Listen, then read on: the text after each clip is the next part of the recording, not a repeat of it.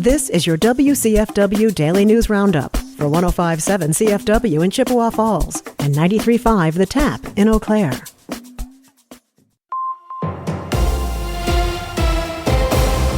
For WCFW News, I'm James Kelly.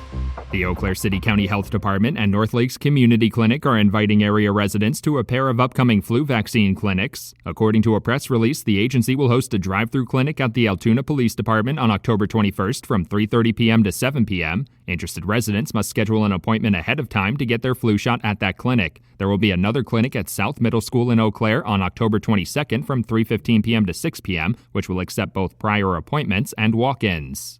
The University of Wisconsin Stout officially opened the doors of its new esports arena last week. According to a press release, funding for the new $1 million arena came from the UW Stout Foundation and Alumni Association, as well as individual donors. The school held a ribbon-cutting ceremony for the new facility on Thursday, which features high-end gaming computers, a competition stage, a streaming booth, and seating for spectators. UW Stout was the first public university in Wisconsin to launch a varsity esports team in 2020. While the Wisconsin Department of Health Services is still recommending the COVID-19 vaccine for most residents, data shows the vaccination rate remains low this year. The agency issued the guidance nearly a month ago after the Centers for Disease Control and Prevention stopped recommending the vaccine for most people. Since then, DHS officials say only about 2% of Wisconsin residents have received the most recent booster. They also say scheduling an appointment for the booster through national pharmacy chains has become more difficult.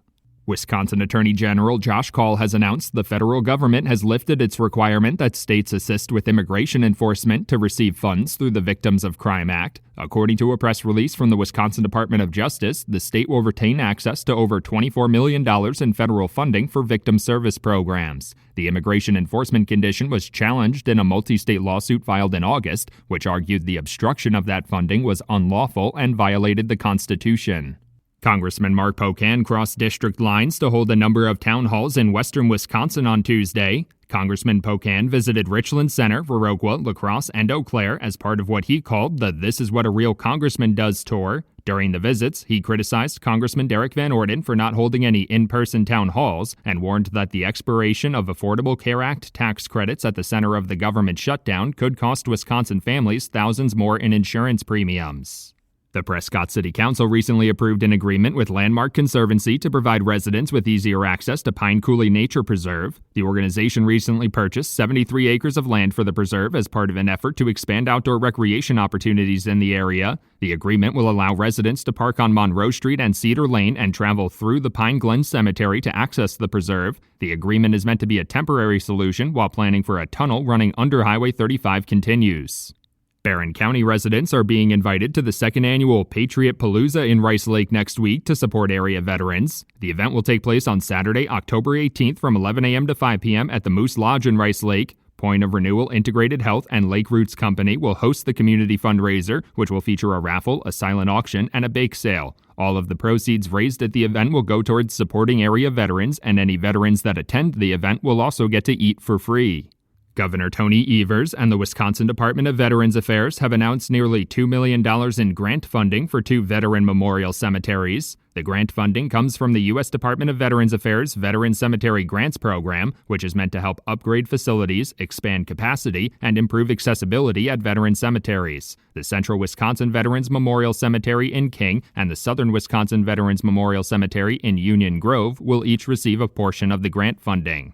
The Republican-controlled Wisconsin State Assembly passed a number of bills aimed at expanding affordable housing on Tuesday. The package of legislation includes proposals like allowing for more construction of accessory dwelling units, allowing some building projects to move forward without needing to comply with new commercial building codes, and creating a starter home loan program. Some of the measures did receive bipartisan support, but Democratic state lawmakers say the package doesn't go far enough to expand affordable housing.